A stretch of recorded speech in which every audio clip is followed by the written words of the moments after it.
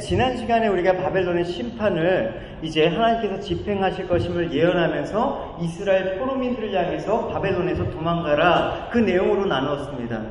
그 전쟁의 유언비어와 또 공포와 온갖 혼란이 난무하는 그 가운데 너희들은 우왕좌왕하지 말고 멸망하는 바벨론으로부터 도망가라 라고 권고하시고 있습니다. 왜냐하면 혹시라도 바벨론이 멸망하지 않을까, 그게 아니라 반드시 멸망하기 때문에 너희들은 도망가야 된다고 얘기하고 있습니다. 오늘 45절에서 보면 바벨론에 있는 이스라엘 백성들 향해서 하나님께서 나의 백성이라고 얘기하고 있습니다. 또 그 중이란 말은 어디입니까? 바벨론을 말하는 것이요. 우리 45절을 읽어보도록 하겠습니다.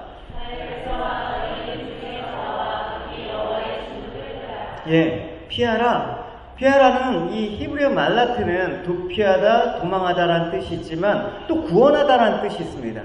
우리가 그러면 하나님이 우리를 우리가 구원받다라는 의미가 조금 명확하다고 할 수가 있죠. 하나님의 진노 아래 지금 있지 않습니까? 바벨론에 거기서 도망하는 것. 그러니까 그게 구원이다라는 거예요. 하나님의 진노 아래에 우리가 있지 않습니까? 그래서 하나님께서 왜 우리에게 자꾸만 바벨론에서 도망가라, 바벨론에서 구원받아라 그렇게 얘기를 하고 있냐면, 왜냐하면 지금 이스라엘이 아직은 바벨론이 멸망하진 않았지만 이스라엘이 지금 포로민에 잡혀서 70년 동안 바벨론 생활을 하고 있는 중에 일어날 일을 미리 예언한 거란 말입니다. 근데 어떤 줄 알았냐면 하나님께서 미리 아셨겠죠. 바벨론에 포로로 잡혀갔을 때, 바벨론에 포로로 잡혀갔을 땐 여러분 어떤 생각이 들겠습니까? 나라가 빼앗겼어요. 또 포로민의 생활이 얼마나 고달프겠어요. 그러니까 빨리 바벨론이 멸망돼서 빨리 내가 해방이 되어서 고국으로 돌아가고 싶다, 대한독립 만세를 외치고 싶다, 이런 마음이 들겠죠. 근데 지금 그런 마음들이 간절했다가 세월이 지나갈수록 어떤 마음이 드냐면 무뎌지는 거예요. 여러분, 우리가 너무나 잘 알고 있잖아요. 신앙생활 처음 하게 돼서 주님을 만났습니다. 그 감격, 그 예배에 대한 뜨거움, 주님의 그 사랑. 근데 어느덧 기도 제목은 주님, 그 첫사랑을 기억해 주십시오. 왜 그렇습니까? 식어졌다라는 것이죠. 내 마음이 예전과 같지 않다라는 것이죠. 여러분 마음은 지금 예전과 같지 않습니까? 그때로 돌아가고 싶습니까? 만약에 이스라엘 포로민들이 처음 잡혀갔을 때 그 동일한 마음을 가지고 있었다면 하나님께서 권고하실 필요가 없겠죠. 계속해서 그 마음들을 갖고 사는데, 근데 세월이 흐르니까 이제 포로민 중에서 보십시오. 다니엘 같은 총리도 나왔죠. 에스더 같은 왕비도 나왔어요. 그렇다는 건 뭐예요? 이미 포로민들이 포로 생활이 아니라 그 나라 국민으로 정착했다라는 반증이에요. 그리고 유대인들은 하여튼 율법을 계속해서 받아왔으니까 뛰어난 두각을 나타냈을 것이란 말이죠, 외국에서. 그러니까 외국에서도 이제 바벨론 포로 생활 가운데 번영과 부와 명예를 획득하게 되었겠죠. 그럼 나가기가 싫은 거예요. 계속 있고 싶어요. 여기가 좋사옵니다 하고 싶습니다. 그러니까 남부러울 것 없는 삶을 살게 되니까 바벨론을 떠나고 싶은 마음을 잃어버렸다라는 것입니다. 그러니까 이런 이유로 하나님 백성들에게 계속해서 하나님께서 바벨론은 어떤다? 반드시 멸망할 것이다. 이제 그 심판이 임박할 것인데 너희들이 그까지 세상에서 바벨론에서 이룬 안정 때문에 멸망과 함께 너희들도 같이 당할 것이냐 라고 얘기를 하고 있는 것입니다. 그래서 하나님의 진노를 피해서 도망가라 이렇게 얘기하고 있습니다. 바벨론 멸망과 관련해서 심판이 임박했음을 알려준 두 가지 징조가 있습니다. 46절 한번 읽어봅시다. 시작.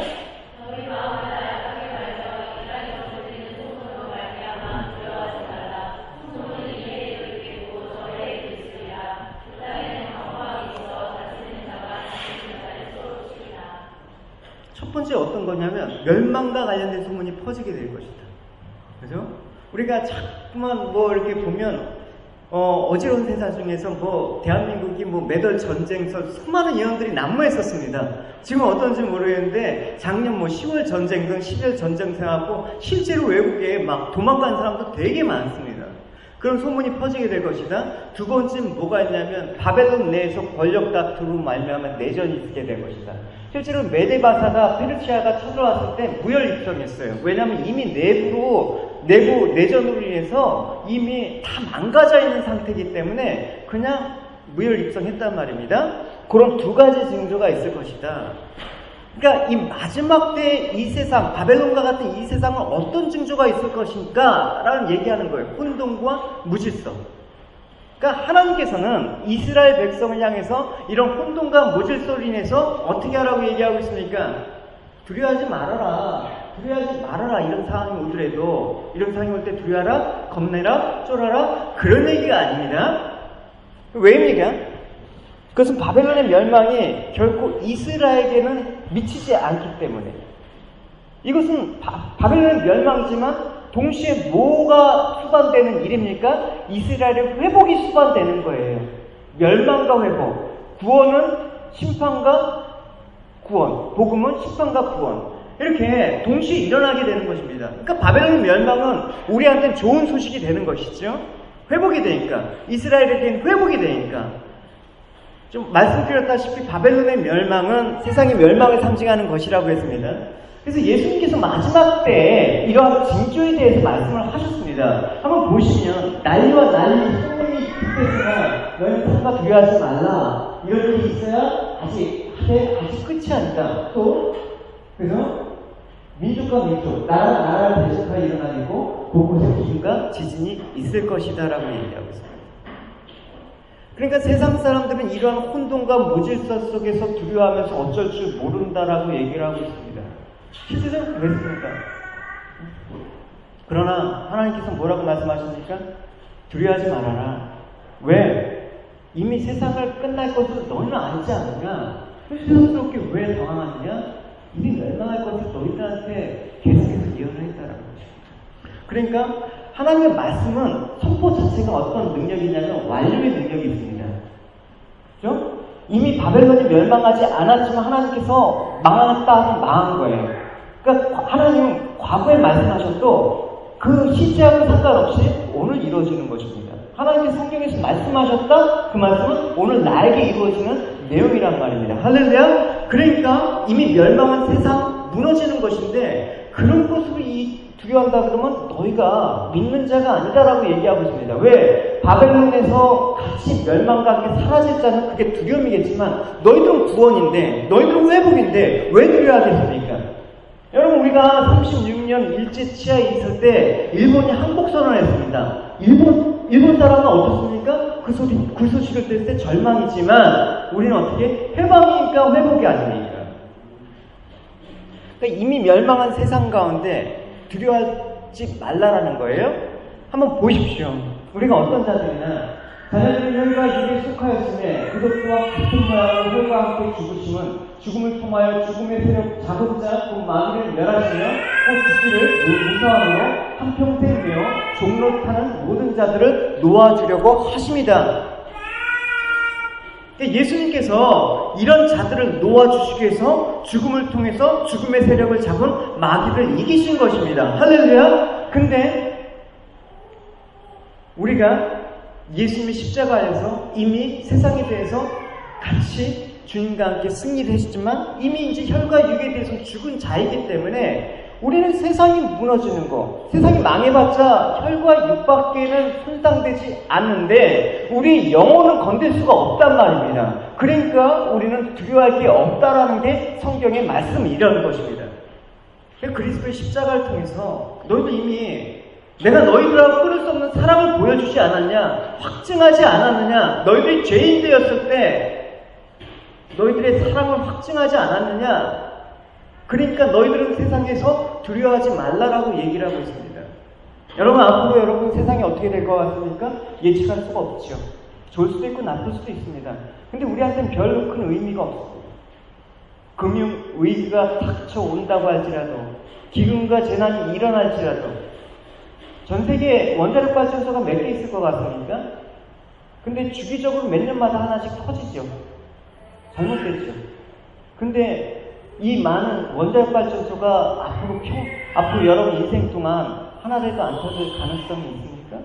인간이 하는 모든 것들은 불안한 거예요. 완벽한 게 없다라는 것입니다. 그때 어떻게? 관계가 무너지고, 당장 금융위기가 와봐요. 실직되면 관계부터 무너지죠.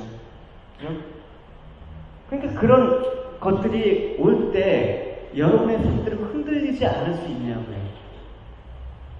그게 있냐고요. 우리 똑같이 고통스럽겠지만 흔들리지 않을 예수 그리스도가 여러분들이 있어야 되는 것입니다. 할렐루야! 이 역사 속에서 여러분 우리의 삶들의 기반이 흔들어져도 우리는 흔들리지 않은 주님이 계셔야 되는 것입니다. 이렇게 흔들리는 것을 흔들리지 아니할 것으로 남기기 위한 하나님의 사랑의 손길이 바로 은혜입니다.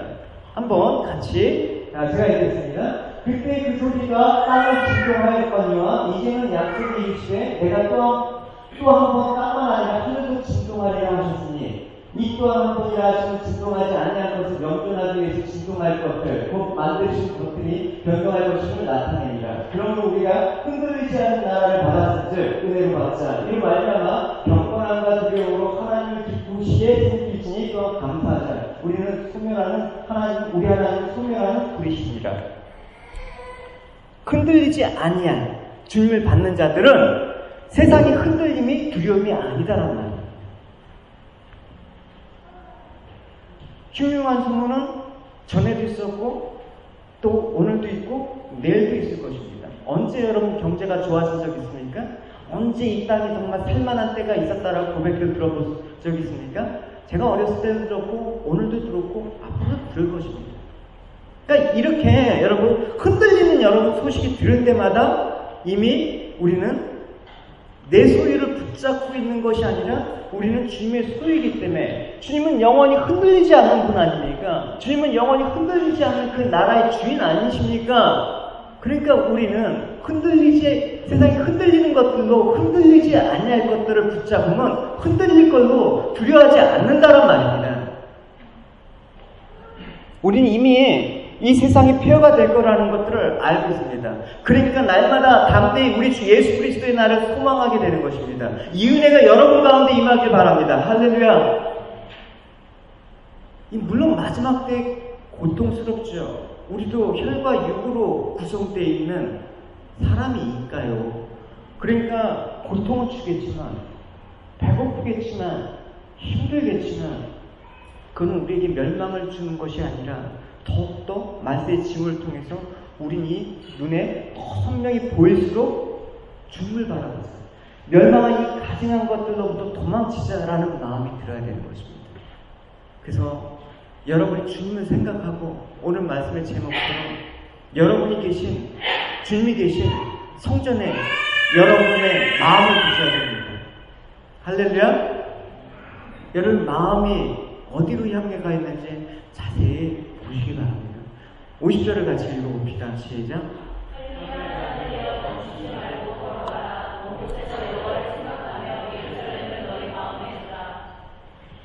칼을 피한 자들은 누구입니까? 바벨론이 함락될 때 메데바사의 연합군이 쳐들어올 때 거기서부터 살아남은 자들을 칼을 피한 자들, 그러니까 생명이 보존됐다는 거예요. 그러니까 지금 하나님께서 왜 메데바사 연합군으로부터 생명을 보존한 이스라엘 백성을 향해서 멈추지 말고 걸어가라고 했을까? 어디로 걸어가라고요? 두말할 것 없이 예루살렘이라고 얘기하고 있습니다. 예루살렘은 하나님이 계신 성전입니다. 그럼 오늘날 어디로 도망가라고요? 라이베니아로 도망갈까요? 콩코드로 도망갈까요? 그 말이 아니죠. 사실은 우리는 도망갈 데가 없는 사람입니다. 장소로 말하면. 우리는 왜냐? 사실은 우리는 바벨론과 함께 멸망한다고 해도 전혀 억울할 것이 없는 사람이에요. 우리는 어떻게 살았는지 성경을 한번 봅시다. 그는 허물과 죽이고 죽은 너희를 살리셨도다. 그때 너희는 그 가운데 생하여 이 세상 풍조를 따르고 공중의 권세 잡은 자를 따랐으니 곧 지금 불순종의 아들들 가운데 역사하는 영이라. 겁니다. 전에는 우리가 다 한가운데 우리 육체 욕심을 따라 지내며 육체와 마음이 원하는 것을 하여 다른 이들과 같이 본질상의 진노의 자녀였습니다. 바벨론을 멸망한다고 해서 우리가 같이 죽는 거 아무런 억울할 게 없다라는 그런 사람이었습니다. 우린 이방이었고 혈육적으로 혈통적으로 보아도 우리는 이방인이었습니다. 근데 이 세상의 공중권세 잡은 자와 더불어 산다라는 건 자연스러운 거, 세상의 풍속을 쫓아 사는 거 자연스러운 거. 여러분 이 세상의 풍속이 여러분 몸지함으로 보면 뭐예요? 음란과 정욕과 술 취하면 며칠 간다고 얘기했죠? 42일 갑니다. 그죠? 술 취한 거는 몸에서 술 취한 게 아니라 뇌가 취한 거예요. 뇌가 그 원상태로 회복되는 시간이 알코올이 들어간 뒤에 42일 걸린대요. 지금 한 달 전에 술 먹었던 분은 아직도 지금 취기가 있는 상태에서 예배를 드리는 거란 말입니다. 정욕과 술 취함과 방탕과 향락과 무법한 우상숭배, 우린 이런 자야. 이게 더 자연스러워. 사실은 경건이라는 게 사실 더 불편해. 기도하는 게 더 힘들어. 말씀 보는 게 더 힘들어. 사실 이런 게 참 우리 자연스럽던 것 같아요. 그러니까 우리는 이 세상의 풍속과 함께 어울리는 이런 자연스러운 모습인데 이 자연스러운 모습은 세상의 모습이란 말입니다. 만약 이 자연스러운 모습 가운데 세상과 동화되지 않는다 그러면 여러분 무슨 일이 일어나겠습니까? 별종이다. 뭐 저렇냐? 이런 얘기를 듣겠습니까? 안 듣겠습니까? 듣죠. 그러니까 스스로 빠져나올 생각도 우리는 못하는 거예요. 왜냐? 이 세상 속에서 이거는 갇혀 있으니까. 그러니까 더 적극적으로 세상 풍조를 따라갈 수밖에 없는 자들이었다는 것입니다. 근데 어떻게 이런 놀라운 일이 일어난 것입니까? 어떻게? 긍휼이 풍성하신 우리 하나님이 우리를 사랑하신 그 사랑을 인하여 허물을 주신 우리를 그리스도와 함께 살리셨고 너희는 은혜를 구원을 받은 것이라 또 함께 일으키사 그리스도 예수 안에서 함께하는 데 앉으시니 이는 그리스도 예수 안에서 우리에게 자비하심으로써 그의 지극히 풍성함을 오늘 여러 세대에 나타내려 하십니다. 여러분 잘 복음을 귀담아 들으셔야 됩니다. 여러분 좀 덕들여도 귀담아 들으셔야 됩니다.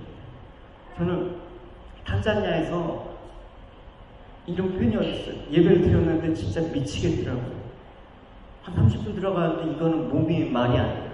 거기에 비하면 너무나 좋은 우리 환경 속에 있지 않습니까? 이런 놀라운 은혜를 받은 것입니다. 이게 은혜라는 것입니다.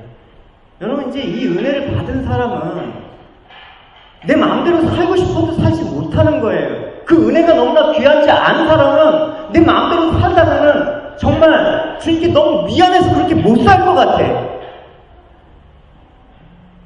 우리가 하나님의 자비와 그 은혜의 깊이 풍성함을 드러내는 도구로 살아야 되지 않습니까? 한 줄당 우리가 하나님의 은혜를 드러내는 삶을 살아야 되지 않습니까? 세상의 풍속에 휩쓸리지 않냐고 나의 의지와 실천력과 결단력으로 그 은혜가 헛되지 않은 걸 증거해야 되지 않습니까? 근데 그게 힘들단 말입니다. 힘들단 말입니다. 그래서 어떻게 한다? 하나님께서 그 은혜로 우리를 무슨 표현을 쓰냐면 우리를 은혜로 사로잡은 자라는 표현을 쓰고 있습니다. 사로잡힌 자는 빠져나갈 수가 없기 때문에 내가 그 은혜라는 거에 사로잡히지 않으면 그 은혜는 나에게 아무런 영향을 주지 못하는 것입니다. 그러니까 하나님께서 우리가 그 은혜 가운데 살게 하시기 위해서 너희들이 세상 가운데 도망갈 수 없게 하기 위해서 그렇게 은혜로 우리에게 사로잡혔습니다. 그 결과 나타나는 것이 뭐냐? 구별됨. 구별됨이란 뭐냐? 거룩. 전에는 세상 친구가 그렇게 좋아서 하루에도 만나지 않은 몸살을 날 정도야. 전에는 정말 가서 포장마차에서 소주 한잔 안 하면 이게 하루가 마무리가 안 돼. 근데 지금은 그런 친구가 만나서 세상 재미를 누려봤는데 재미가 없어지더라. 허무해지더라. 그런 말이에요. 단지 재미나 허무로 끝나는 것이 아니라 어떤 일이 일어납니까? 전에는 나랑 상관없는 이 교회에서 이런 것들이 나와 상관없는 줄 알았는데 하나님 말씀이 관심이 가더라. 하나님 말씀이 들리기 시작하더라. 그런 일이 벌어지는 거예요. 그죠? 여러분들 그런 경험을 하고 있지 않습니까? 안 그러면 이 더운 날, 이 시간에 여러분 이 자리에 앉아 있을 수가 없죠. 그래서 하나님 말씀이 한마디씩 들려질 때마다 예전엔 또 안 믿어지는데 이제는 하나씩 믿어지는 거예요. 처음에는 세뇌당하지 말아야지. 목사한테 하는 말 세뇌되지 마. 내 인생 나는 내가 가리라 하는데 점점 세뇌가 나죠. 사실 목사가 설교한다고 세뇌당하는 게 아니라 주님이 여러분들을 설득하시는 거예요. 끊임없는 사랑과 끊임없는 기다림과 끊임없는 인애와 자비하심으로 여러분들을 그렇게 기다리시는 거예요.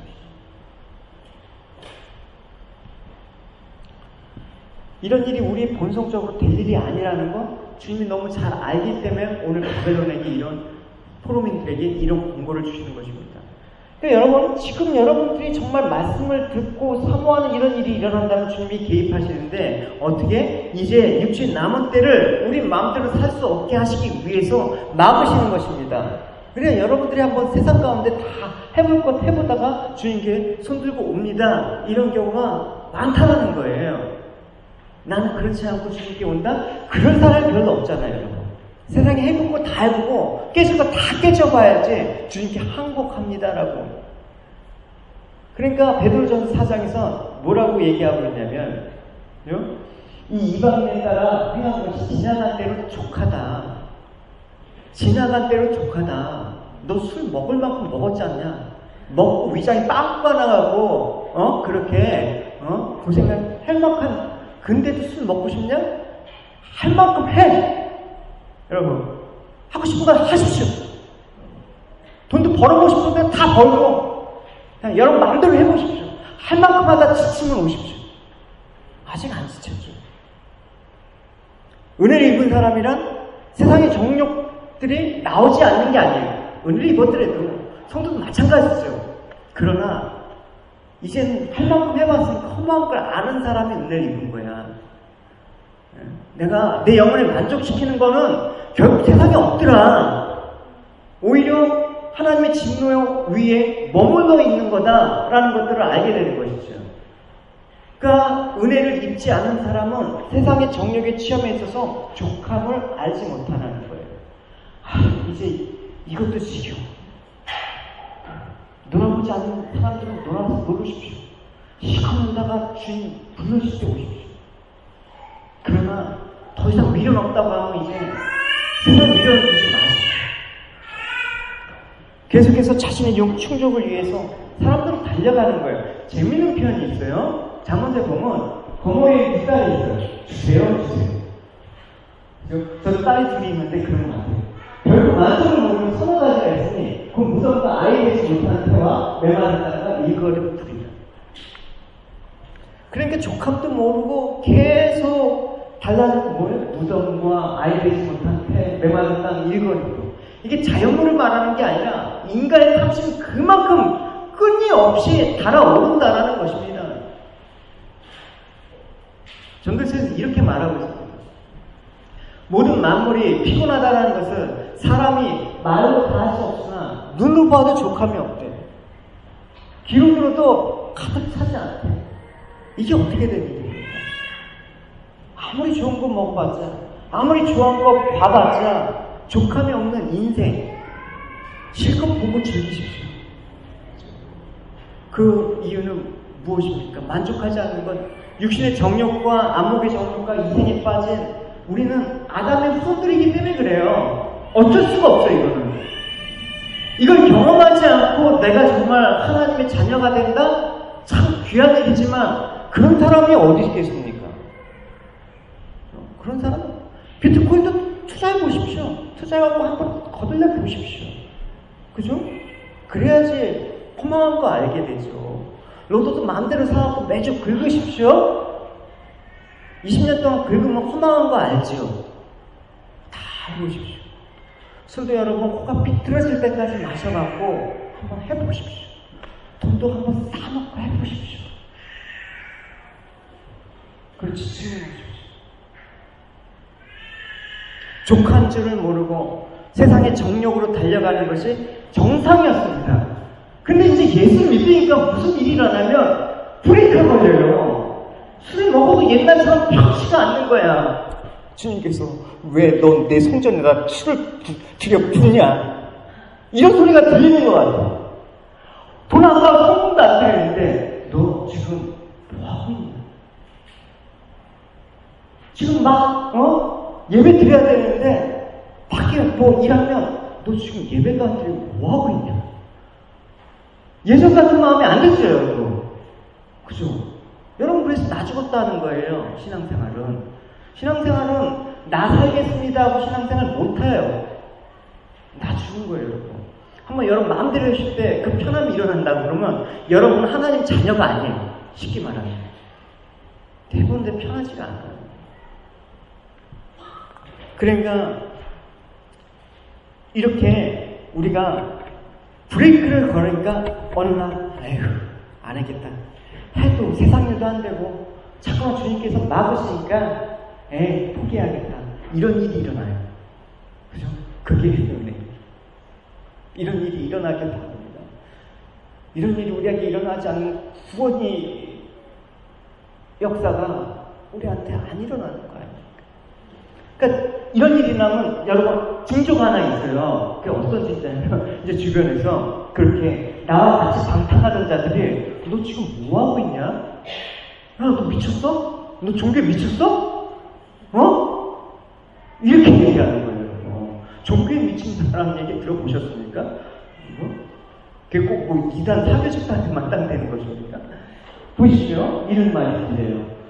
너희가 그들과 그런 극한 방탕에 다름질하지 않은 것을 그들이 이상하게 여기고 비방하는 거예요. 너 미쳤구나. 정상이 아니구나. 교회 다니더니 목사한테 속았구나. 이런 비방을 듣는 거예요. 그들이 이해가 안 가는 것이죠. 그게 정상이었는데 예수 믿으니까 왜 저 사람이 저렇게 되지? 그걸 이상하게 여긴다라는 거예요. 왜? 우리 예수 믿는 사람들은 세상에서 이상히 여김을 받아야 되는 사람이란 말입니다. 무슨 율리아 도덕으로 이상한 짓을 해가고 이상하게 여김을 받는 게 아니라 정상적으로 여러분 그들과 생활을 하면서도 그들과 같지 않다라는 걸 보여줘야 되는 게 거룩이라는 것입니다. 그게 성도라는 것입니다. 왜? 우리는 그들과 삶의 목표와 방향이 다르기 때문에. 근데 오늘날 우리는 왜 이렇게 이상히 여김을 받는 일이 안 일어나니까? 그럼 우리들과 생각하면 다를 바가 없는 모습들이 왜 안 나타나니까? 세상 사람들이 너 왜 이상해? 너 세상에 좋은 것들이 많은데 너 왜 그 종교라는 것에 빠져갖고 그 모양이냐? 이렇게 여러분한테 묻는 게 여러분 정상이야죠. 그게 정상이잖아요. 믿는 사람이나 안 믿는 사람 똑같아. 교회 다니는 사람 야 술 버리자. 호프집가 매일 교인들이야. 그러니까 세상 사람들이 여러분을 보고 이상하게 여기다고 합니까? 믿는 교회 다니는 놈이나 안 다니는 놈 똑같네. 이런 무슨 주님의 영광을 돌린다고 우리가 예배를 드리고 그렇게 할 자격이 있습니까? 그런 자들이에요, 저희가. 오히려 그들 눈에는 어떻게 비춰주지 않습니까? 너무 많이 들어가고 이제는 뭐 무감각해진 것 같아요. 세상 사람보다 더 악착같이 세상이 눈에 보이는 것을 추구하기 위해서 신의 빛까지 빌리는 거야. 주여 하면서 구하고자 하는 거예요. 왜? 그러니까 세상의 것을 구하지 아니함으로 이상히 여김을 받고 비난받는 것이 아니라 세상 사람보다 더 세상적이니까 교회가 이런 모양이 되죠. 이런 비정상적인 모양이 되죠. 그러나 예수님께서는 주무시지도 않고 졸지도 아니하시고 우리를 불꽃같이 지키시고 일하심으로 인해서 우리가 어떻게 됐다? 이전에 그 일들이 내가 왜 그랬지? 창피해. 어디 쥐구멍이 돼도 쓰고 싶어. 주님 미안해갖고 내가 고개를 들 수가 없어. 모습이 있어야 되는 거죠. 여러분 바리새인입니까? 세리입니까? 그러니까 그런 유혹과 욕구가 일어날 때마다 어떻게? 그런 욕구가 일어날 때마다 뭐라 할까? 지난 때 좋겠다. 할 만큼 하지 않았느냐? 20년 동안, 30년 동안 그렇게 쩔어서 살지 않았느냐? 아직도 부족해? 아직도 더 즐기고 싶어? 아직도 세상에서 누리지 못한 그 원통함이 있어? 그건 원통? 주님과 함께 하시면 형통이라고 얘기했죠. 주님이 보통 형통이라고 말할 때 어떤 때? 요셉이 감옥에 있을 때, 요셉이 종으로 팔려갖고 그렇게 종살이 할 때 하나님과 함께 하심을 보니 그가 형통한 자로 여겨졌더라. 여러분 어떻게 형통하게 여기십니까? 여러분 지난 때가 좋게 하지만 포기해요. 우리는 포기할 줄 모르는 인간이에요. 그죠? 아무리 목사가 난리 벅척을 해도 나는 끝까지 이거 해보다 그때 가겠습니다. 언제까지요?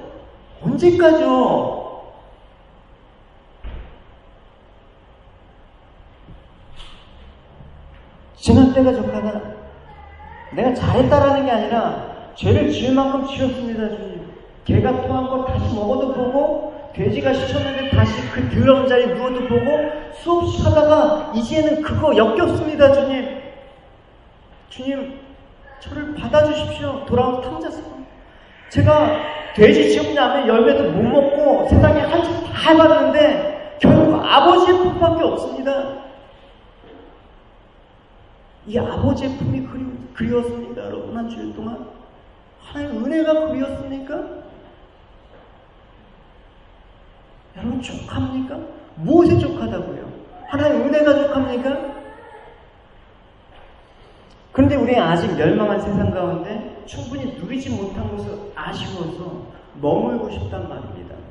물론 그럴 겁니다. 여러분 아직 젊기 때문에, 저도 아직 젊기 때문에 아직 세상에서 하고 싶은 게 있어요. 누리지 못한 거? 남들 저거 하는데 하나님 자녀니까 누려야죠. 이러고 싶은 거? 있어. 근데 머뭇거리고 있는 그 우리를 하나님께서 아직 어떻게 한다? 또 일로 와. 은혜를 취해간단 말이에요. 그거 아니면 우리는 구원받을 길이 없기 때문에. 애굽에서 이스라엘 백성이 400년 동안 종살이 했어요. 애굽에서 400년 동안 종살이 했을 때 거기서 떠날 수 있겠습니까? 하나님 말씀으로 말씀의 능력이 그들을 애굽에서 떠나게 한 것입니다. 애굽에서 이스라엘 백성들을 끄집어내어서 바벨론에서 끄집어내어서 우리들 세상 가운데 끄집어내서 하나님 백성으로 자녀로 만드실 것입니다. 이걸 은혜라고 얘기하는 것입니다. 우리의 행위가 아니라 하나님의 전적인 은혜로 인해서 구원을 받았다고 얘기를 하는 것입니다.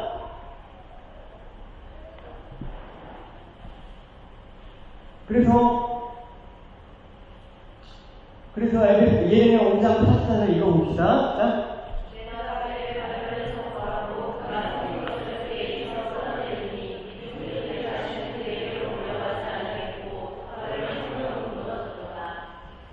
백성을 바벨론에서 끄집어냈다라고 얘기를 하고 있습니다. 그죠?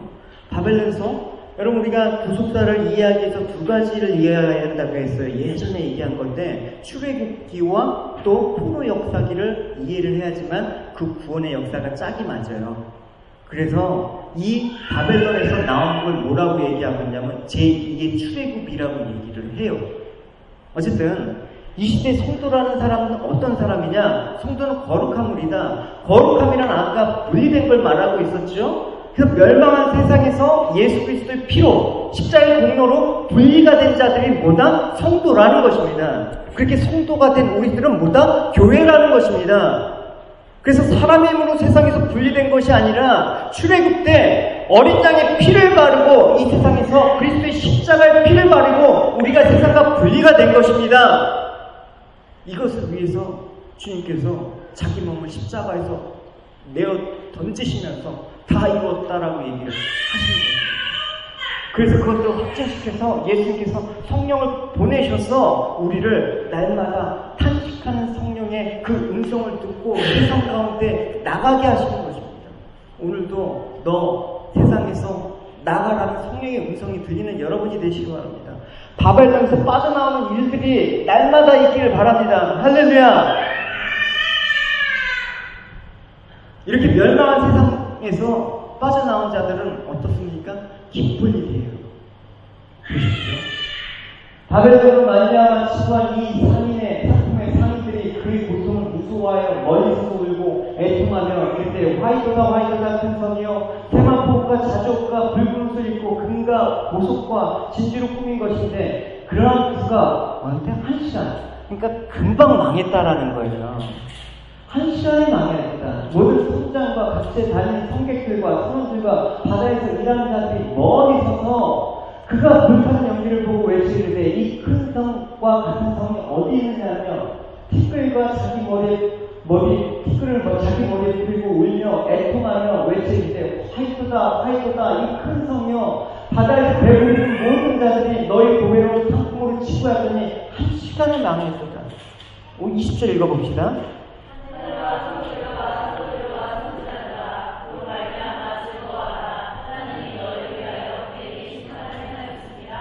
예, 세상이 이미 멸망할 것을 아는 성도들은 세상이 무너진다라는 소식을 두려워하지 않고 어떻게 했다? 오히려 즐거워했다. 이렇게 얘기하고 있습니다.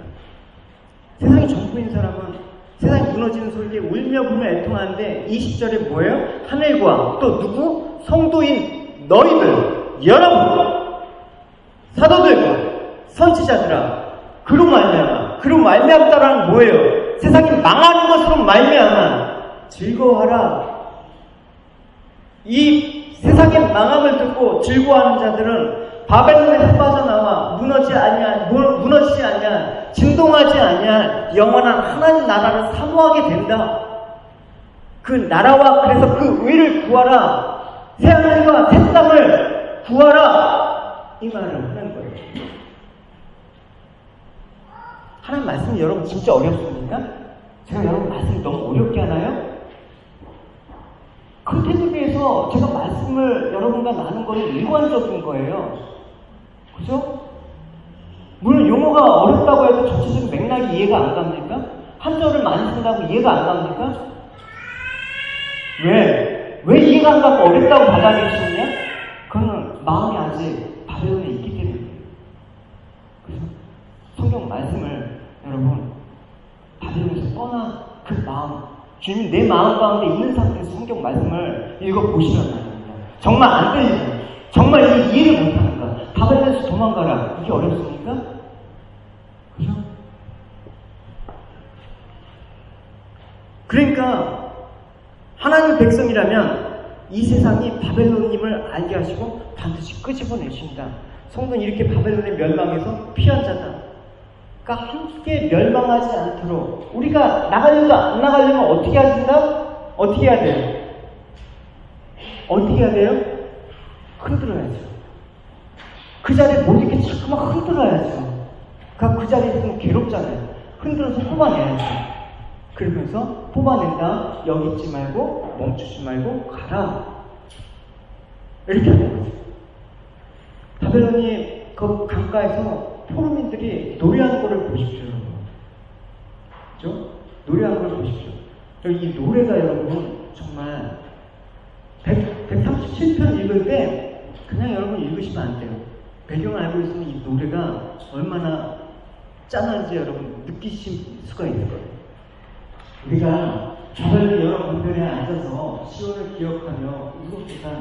그중에 벗어나면 우리의 죽음이 걸어나니 이는 우리를 사로잡은 자가 없어 우리에게 노래를 청하여 우리를 황폐한 자가 기쁨을 청하고 자기를 위하여 신의 노래 중 하나를 노래하라 하리로다. 우리가 이방 땅에서 어찌 여호와의 노래를 부를까? 예루살렘아 내가 너를 잊을진 때 내 울음이 그의 제주를 잊을지어다. 내가 예루살렘을 기억하지 아니하거나 내가 가장 즐거워하는 것보다 더 즐거워하지 아니할진데 내 혀가 내 입 천장에 붙들지어다. 여호와여 예루살렘 멸망하는 나를 기억하시고 에돔 자손을 치셔서 그들의 말을 헐어버리라 그 기준까지 헐어버리라 하였나이다. 멸망의 딸 바벨론아 내가 우리에게 행한 대로 내게 자가 복이 있으리로다. 내 어린 것들을 바에 내어치는 자는 복이 있으리로다. 바벨론 백성들이, 포로 백성들이 바벨론 포로지에서 시온을 향한, 그 성전을 향한 그것이 너무나 그리움의 찬양을 지금 하고 있는 거예요. 그러니까 너무나 그리운데 바벨론이 실질적으로 역사 가운데 무너지니까 어떻게 하겠습니까? 무너졌는데 무너졌나 보다. 아니면 무너졌으니까 우리도 가자. 뭐 이렇게 천천히 걸어가겠습니까? 멈추지 않고 걸어가는 거예요. 왜? 너무나 그리운 곳이기 때문에. 물론 뭐 실질적으로 중간에 쉬어야 되고 잠도 자야 되지만, 그러나 멈출 수 없는 건 뭐예요? 시온을 향한, 주님이 계신 성전을 향한 그 마음은 멈출 수가 없는 것입니다. 우리 마음은 너무나 주님을 향해서 너무나 오래 멈춰 있어요. 여러분, 저희 저녁 예배 때 BDTS 저희 교인들은 아니지만 같이 또 갔잖아요. 그들이 가서 받은 은혜 같이 좀 들어봅시다. 집사님들, 할렐루야. 잠깐 여러분 같이 은혜 자리에 같이 동참해 주셨으면 좋겠습니다. 그들의 은혜는 그들의 은혜고 나는 나의 삶이다. 이러지 마십시오. 같이 여러분 그 은혜 자리를 좀 동참해 주시고, 그들이 정말 받은 은혜들, 나도 은혜를 사모하는 마음들이 있었으면 좋겠고, 또 같이 좀 격려하고 같이 하나님 나라를 위해서 살아가는 귀한 사람들 아닙니까? 그랬으면 좋겠습니다. 그 인도네시아 그 아이들이 어떻게 예배를 드렸나 한번 들어보세요. 예? 우리 이렇게 지금 이렇게 예배 드리는 거 정말 민망해서 못 들을 겁니다, 여러분. 그들이 어떻게 예배를 드리나 한번 들어보세요. 우리 행위는 뭐 이렇게 하자는 얘기가 아니라 은혜가 먼저입니다. 헌신보다 은혜가 먼저이고 내가 행함보다 은혜가 먼저입니다. 여러분 마음 가운데 지금 은혜가 풍성히 넘치고 있습니까? 은혜가 넘쳐 흐르고 있습니까? 그 은혜라는 게 여기 잠깐 모아다가 여러분 마음 가운데 몇 방울 떨어졌다 나가니까 팍 말라버리는 그런 은혜에 지금 살고 있지 않습니까? 화요일날 예수당 모임도 여러분 제발 좀 나와주세요. 제가 이렇게 부탁을 드릴게요. 목요일날 남성교회 예수가 성경공부 좀 제발 나와주세요. 제가 부탁드릴게요. 예? 제가 부탁드릴게요. 시간이 안 되거나 직장 때문에 어쩔 수 없는 분들은 자유하십시오. 제가 그런 거 빼고 하는 게 아니라 정말 그 시간에 나올 수 있는데 안 나오는 지체들이 있다면 좀 나와주세요. 저는 그 성경 공부를 준비하려고 전날 제가 어떻게 사는지 여러분들이 더 잘 아시잖아요. 그렇죠?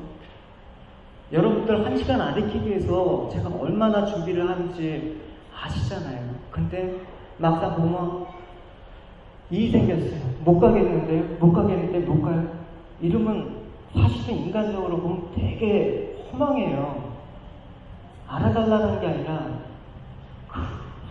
그 은혜가 우리한테 있는가? 라는 생각이 들 때가 있어요.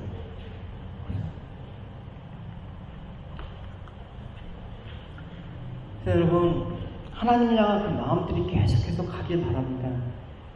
세상 가운데 살다 보면 여러분 내가 은혜를 지키지 못하잖아요. 그래서 교회로 불러주신 거예요. 무리로 불러주신 거란 말입니다. 이스라엘이 가나안 땅에 들어갈 때 믿음 좋은 갈렙과 여호수아만 들어갔어요. 다 같이 들어갔단 말입니다. 그래서 교회는 무리로 구원을 받는 것입니다. 그래서 지체이고 공동체라는 말을 쓰는 거예요. 한 몸이라는 말을 쓰고 있는 거예요. 내 팔만 구원받은 구원인가요? 그렇지 않다란 말입니다. 같이 가셔야죠. 같이. 막상 하다 보면 주변에 사람이 없어. 막상 힘든 나누려고 하면 주변에 사람이 없어. 제가 일에 쫓아가고 여러분 쫓아가서 하소연을 할까요? 저 있는 자리가 항상 그 자리 아니에요. 항상 그 자리에 내가 있잖아요. 그래, 주님께서 있으라고 했으니까. 제발 나와주세요. 제발 같이 갑시다. 제발 같이 예배 우리 드립시다. 이 은혜가 아니면 우리 버틸 수가 없어요. 그죠? 제가 매일, 저는 은혜가 먼저라고 생각해요. 은혜가 없이는 아무것도 안 되기 때문에 그걸 너무나 잘 알아요. 그러기 때문에 저희가 뭐 이렇게 어렵습니다. 이렇게 해서 이렇게 하고 힘을 냅시다. 이거 소용없다라는 거 알아요. 은혜가 먼저예요. 은혜가 있어야지 내 몸이 아프면 같이 아프게 돼요. 그런 마음이 들잖아요, 여러분. 그죠?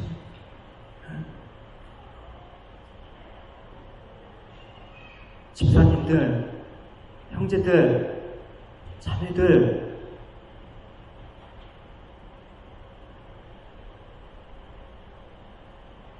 우리 마음이 교회로 향하길 바랍니다. 할렐루야. 할렐루야. 제발 간곡히 부탁드립니다.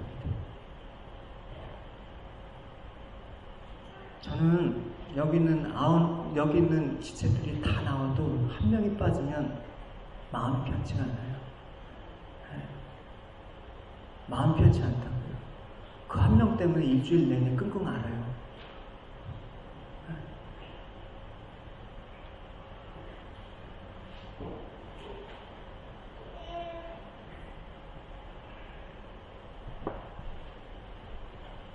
그래서 이제 시온을 향해서 가고 있는데, 시온을 향해서 가라고 하는데, 그렇게 돌아간, 역사적으로 보면 장소가 아니에요. 그죠?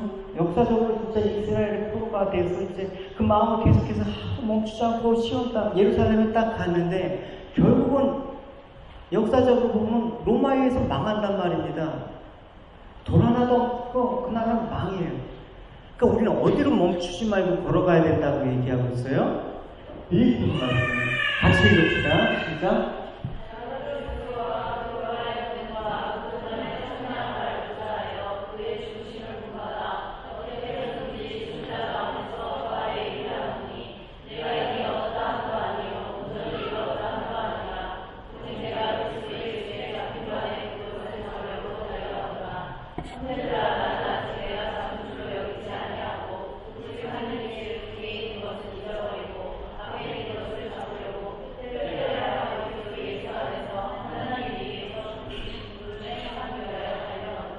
그래서 사도 바울이 자신이 세운 목표를 향해서 달려가는 것이 아니라 자기 목표 아니에요. 내 비전이 아니라 예수님께서 사로잡혀서 그것을 잡으려고 끌려가야 돼요. 그러니까 예수님 나를 끌고 간다는 거야. 예수님께서 바울을 사로잡아서 부르신 그 부름의 상을 향해서 달려간다는 거예요. 그 상이란 내가 예수 그리스도를 온전히 얻는 거라고 얘기하는 것입니다. 그 부활의 영광에 이른 것은 뭐야? 이 땅에서 십자가로 달려가는 길이라는 것입니다. 디모데후서 4장에 이렇게 얘기하고 있습니다. 나는 선한 싸움을 싸우고 나의 달려갈 길을 마치고 믿음을 지켰으니 이제후로는 나의 일을 위하여 의의 면류관이 예비되었으므로 곧 의로우신 재판장이 그날에 주실 것이며 내게뿐만 아니라 주의 나타나심을 사모하는 모든 자에게로다. 사도 바울이 자신이 달려갈 길을 다 마쳤다라고 얘기하고 있습니다. 어떻게 달려왔다고요? 말씀을 보면서 하나님 앞과 살아있는 자와 죽은 자를 심판하실 예수 그리스도 앞에서 그가 이제 장차 오실 그때를 사모하면서 그 나라를 이제 앞에 두고 복음을 전하는 그 삶들을 살았다라는 거예요. 왜? 이 땅에 소망이 없으니까, 이제 주님만이 나의 소망이니까, 이 땅은 망하지만 그 나라는 영원하니까 그 얘기를 하는 것입니다.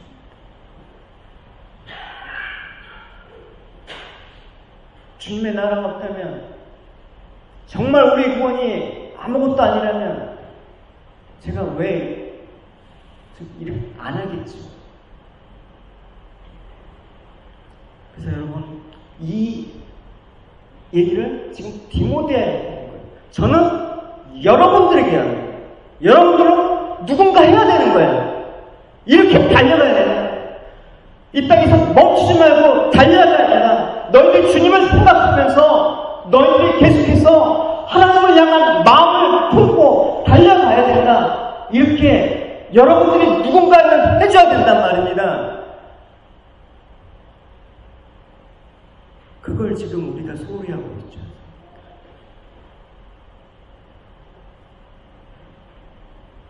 그래서 그 의의 면류관 예배되는데 그 의의 면류관도 이렇게 쓰는 게 아니에요. 예수 그리스도이시고. 그러니까 사도 바울은 내가 달려갈 때가 주 예수께 받았다면 그 하나님의 은혜 복음을 증언하는 일을 마치려 하면은 나의 생명조차도 조금 더 귀한 것으로 여기지 않겠다. 그 말을 하고 있는 거죠.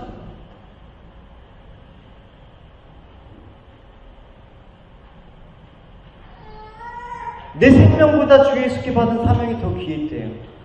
하나님의 은혜를 복음을 증거하는 것이 자기 생명보다 귀했대요. 사도 바울 이런 고백 속에 우리는 어떠냐? 내 생명이 귀하냐? 예수님이 귀하냐? 우리는 예수님을 말하지만 예수님을 보물로 여기지 않습니다. 귀한 것은 온통 세상에 두고 다닙니다. 귀한 것은 온통 세상에 다 보관하고 그냥 나머지 찌꺼기만 갖고 이 자리에 나와서 주님을 찬양합니다. 주님은 나의 전부입니다라고 그렇게 하고 있습니다. 여러분 정말 여러분의 모든 것들을 다 갖고 이 자리에 나오셨습니까? 정말 그러시냐고요?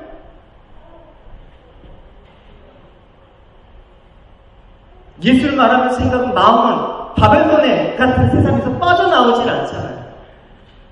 예수님을 가장 귀한 분으로 여기면서 사망에 처한 착한 자신을 구출해 주신 예수님을 알기 때문에 고맙다고 하면서 나는 아직도 살고 싶은 아직 좀만 더 기다려 주십시오. 이런 소리 나오잖아요.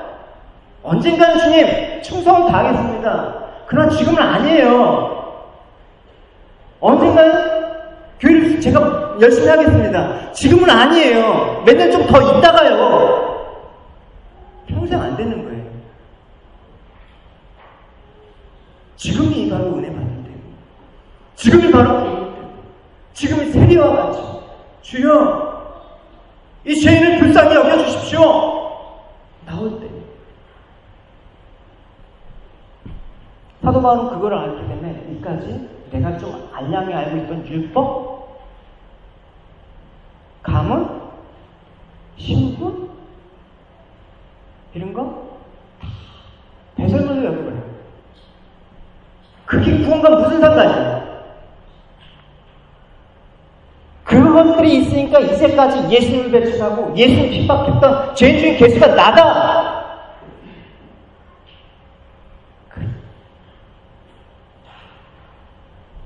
여러분 본질로 돌아가세요. 악에서 헤어나올 수 없는 내 자신의 본질부터 여러분 보셔야 되는 거예요. 아무리 여러분 윤리가, 아무리 도덕과, 아무리 여러분 겉모양으로 지금 거룩한 척해도 이 모습에서 빠져나갈 사람은 없습니다. 그래서 오늘 은혜가 필요하다는 것입니다. 그 은혜가 나를 이끌어내시길 원한다는 것입니다. 그 은혜가 내 안에 있으면 더 이상 절망과 좌절을 당하지 않고 빠져나올 수 있다는 것입니다. 할렐루야. 주님을 바라보십시오. 할렐루야. 예수님을 바라보십시오. 할렐루야.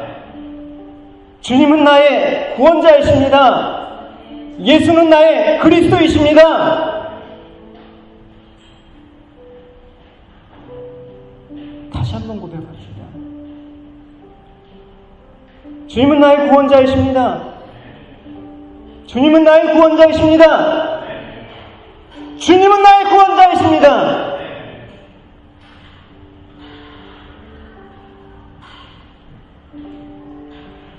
구호가 아닌 고백이 우리 안에 있으리라고 생각을 합니다. 여러분, 내 가운데 자리 잡은 가장 귀중한 것이 그 보물이 예수 그리스도이시길 바랍니다. 주님을 위해서 살기를 소원하고 힘쓰는, 그렇기 때문에 여러분의 모습이 되었으면 좋겠습니다. 신앙을 생각한다고요? 신앙은 그냥 같이 사는 거예요. 누구와? 주님과 같이 사는 거예요. 생각으로 하십니까?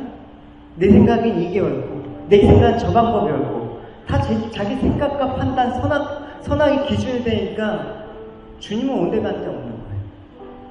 난 신앙생활 주님과 함께 살아요. 주님을 가장 귀한 분으로 모시면서 살아가기 때문에 사도 바울은 주님과 함께 살아가기 때문에 내 몸에 뭐가 있다?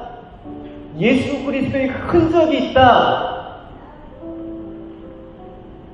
죄와 사망의 자른 이 몸 가운데 예수님이 나와 함께 살으니까 이 몸에서 그리스도의 향기가 난더라. 사망의 향기가 아니라 그리스도의 향기가 나더라. 이 고백이 그리스도의 흔적입니다.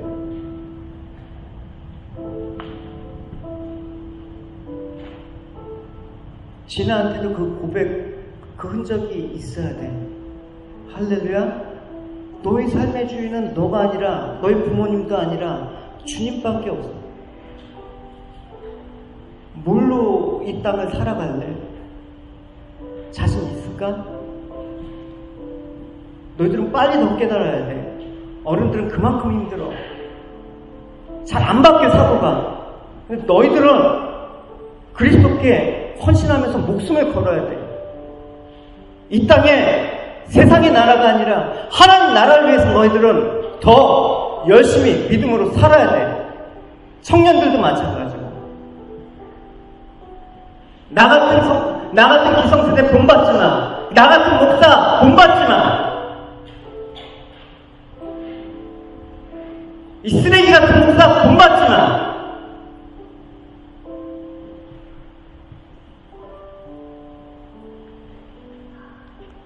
내가 주님과 사는데 왜 주님을 위해서 영향을 받으면서 사는 게 당연한데 왜 우리는 주님의 영향을 받은 것이 전혀 없는 것처럼 살아가고 있느냐? 주님과 안 살기 때문에. 예수님 말하면 신앙인가요? 십자가 말하면 신앙인가요? 말이 끝난 다음에 신앙은 위장한 것에 지나지 않습니다. 예수님이 인생의 전부인 사람? 과연 그 사람이 어떤 모습으로 비춰질까? 사도 바울을 비롯해서 수많은 성경의 믿음의 사람들을 보십시오. 여러분이 직접 하나님이 계시와 영광으로 쓴 성경에서 그 증거를 찾아보시란 말입니다. 여기는 인간의 말이 아니라 성경에서 찾아보시란 말입니다. 정말 여러분 하나님 말씀 하나 붙잡고 내가 안 살았지만 살겠습니다. 몸부림치신 흔적이 있습니까?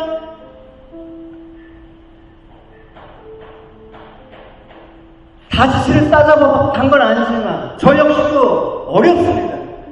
그러나 몸부림치셔야죠. 시체처럼 건드려도 반응이 없는, 내가 아프다고 반응이 있어야 되는 거 아닙니까? 살아있는 사람이라면. 여기 서 있는 제가 여러분 인생에 도움이나 되는 사탕발림이라는 소리를 듣기를 원하십니까? 저 그런 소리 못합니다. 그런 소리 듣고 싶으면 여러분 전체회를 걸어서 저 목사 내치십시오.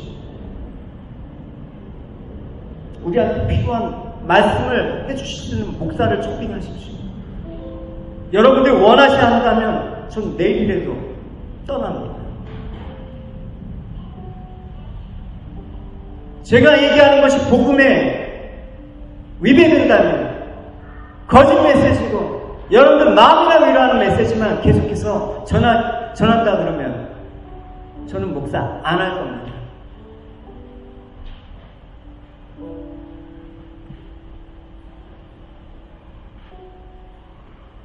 언제 하시려고요? 이제 새해 들어오면 시작하시려고요? 그래서 12월 달까지 오지 않았습니까? 내년도 다시 시작하신다고요? 지금 하십시오. 지금 하십시오.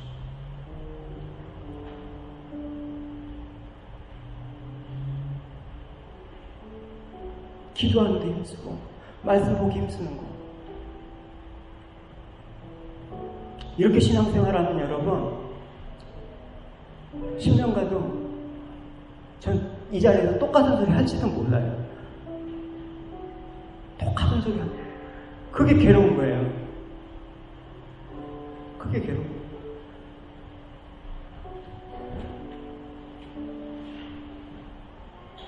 교회는 무엇일까요? 이 고민을 10년 동안 안 한 적이 없어. 우리가 부름받았다는 무엇인가? 이 고민을 안 한 적이 없어. 근데 그 고민을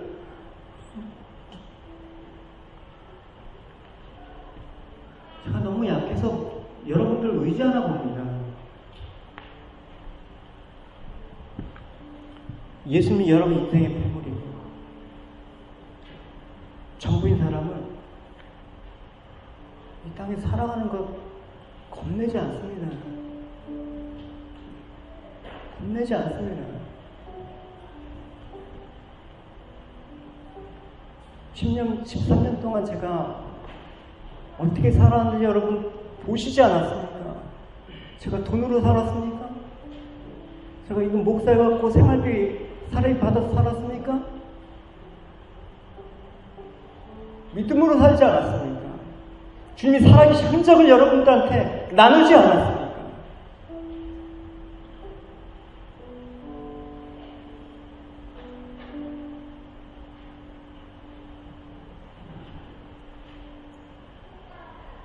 같이 가십시다. 같이 가십시다. 그래서 있으면 그동안 여러분의 수고하신에 대해서 제가 모르는 바도 아니고 깊은 감사를 드립니다. 여러분 같은 성도도 없어요. 저한테 복의 경험 소리라는 거 알아요. 그러나 그건 인간적인 거고요. 우리가 궁극적으로 가야 될 하나님 나라를 위해서는 다른 부분에서 계속해서 우리가 가야 되는 거예요. 멈추면 안 되는 거예요.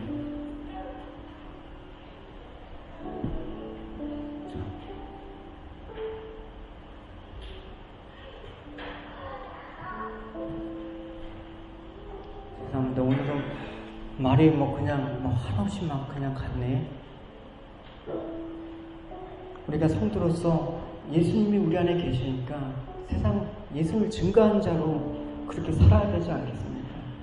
돈으로 사는 인생 기껏해야 몇십 년이지만 그러나 그리스도로 사는 인생은 영원합니다. 할렐루야. 끝까지 돈 몇 푼 때문에 벌벌 떨지 마십시오. 헌금 벌벌 떨지 마십시오. 11조 벌벌 떨지 마십시오. 정말 안 하면 안 해도 돼요. 내게 은혜가 없으면 안 해도 되는데 주님을 배반하지 마십시오. 예수를 생각하면서 여러분의 마음이 예수님의 귀한 보물로 그렇게 담겨져 있는 것 날마다 확인하면서 가십시오. 예수 그리스도를 잠시 생각하는 것이 전부가 아니라 그냥 나와서 잠깐 이 시간에 그냥 잠깐 듣고 신앙생활하는 게 전부가 아니라 예수님이 여러분의 소유자로 늘 말할 때마다 예수가 나와야죠. 그 고백과 여러분 생활 속에서 담아내는 신앙생활을 하시길 바랍니다. 하시길 바랍니다. 주님이 오시는 날까지 멈추지 않고 걸어가십시오. 상황이 흔들려서 여러분 이끌어 가시고 흔들기도 하시고 막으시기도 하고 엎으시기도 하시지만 여러분을 데려가시는 주님을 신뢰하십시오. 할렐루야. 무너진 바벨론에서 빠져나와서 그리스도 안으로 날마다 멈추지 않고 여러분 목숨이 다하는 그날까지 주님이 오시는 그날까지 멈추지 말고 걸어가라. 오늘 다시 한번 말씀합니다. 너희들 멈추지 말고 걸어가라. 이 은혜가 우리에게도 임하기를 주님의 이름으로 축원합니다. 같이